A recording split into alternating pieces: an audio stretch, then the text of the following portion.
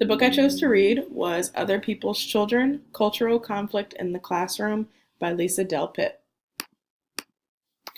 A little about me. My name is Ari Clayton. I'm an MAT student in the elementary education program at NC State.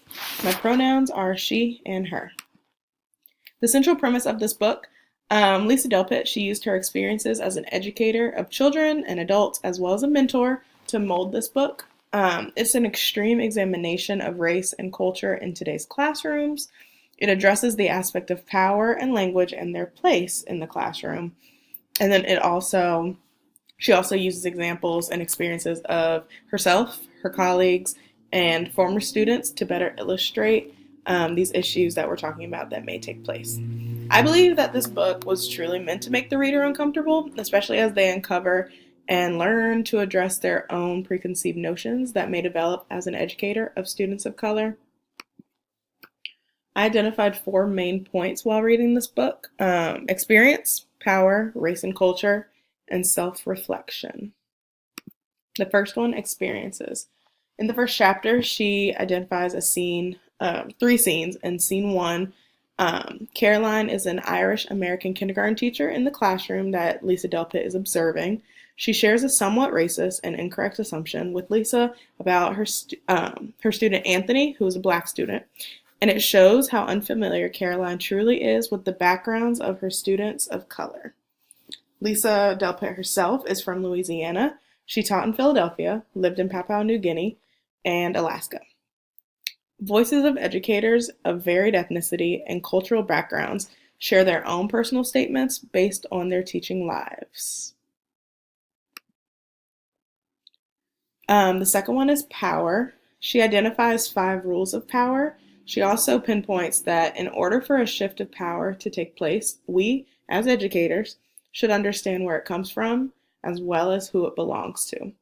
It also relates to the breakdown of the dominating culture in the classroom. According to Lisa, throughout this novel, she brings up the idea of the power structure in society, as well as in the classroom in our schools. The third main point that I found was race and culture. Every aspect of education requires an analysis of race and culture, especially in a multicultural classroom.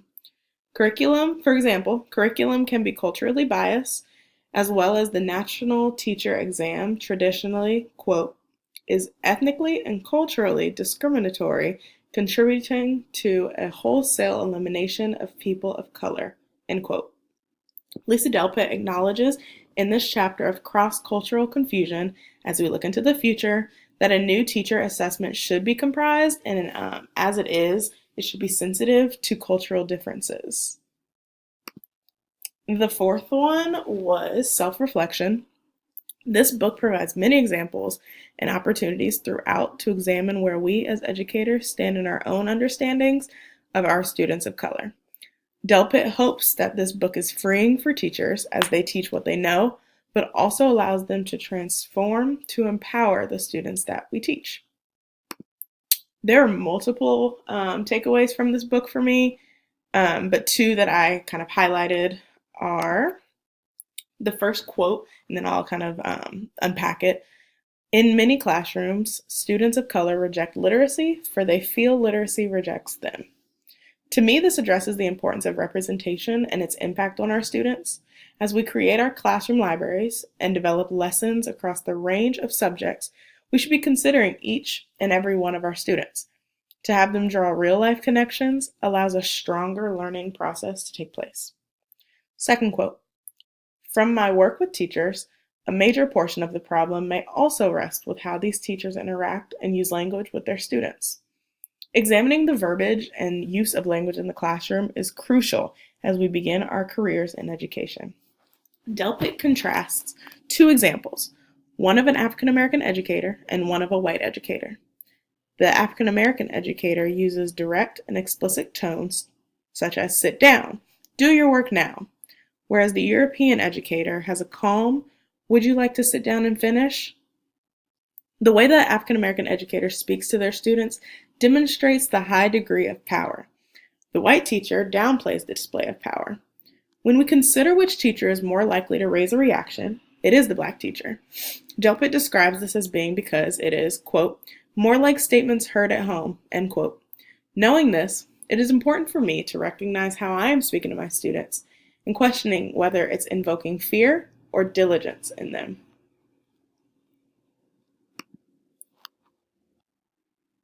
Lastly, I'm going to conclude with an excerpt from the book. The chapter is called Invisibility, and it's on page 176 to 177. Whether we are immediately aware of it or not, the United States is surely composed of a plethora of perspectives. I am reminded of this every time I think of my friend Martha, a Native American teacher. Martha told me how tired she got of being asked about her plans for Thanksgiving by people who seemed to take no note that her perspective on the holiday might be a bit different than their own. One year, in her frustration, she told me that when the next questioner asked, "What are you doing for Thanksgiving?" she answered, "I plan to spend the day saying, 'You're welcome.'"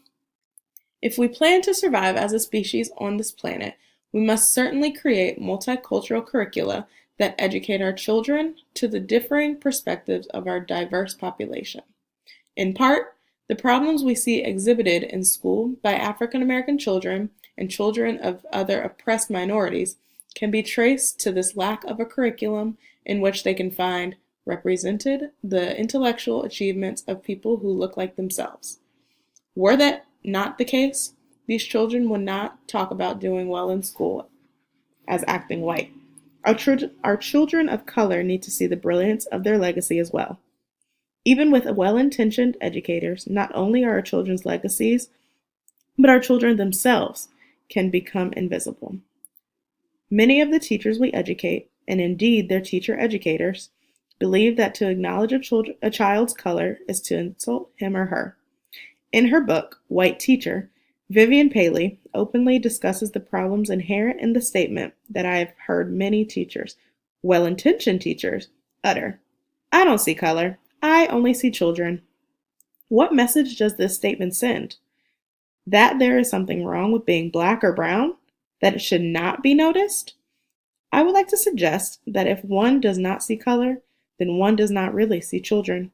Children made invisible in this manner become hard-pressed to see themselves worthy of notice. Overall, I really like this book, and I highly suggest reading it. Thank you for coming to my webinar, and hope to see you soon.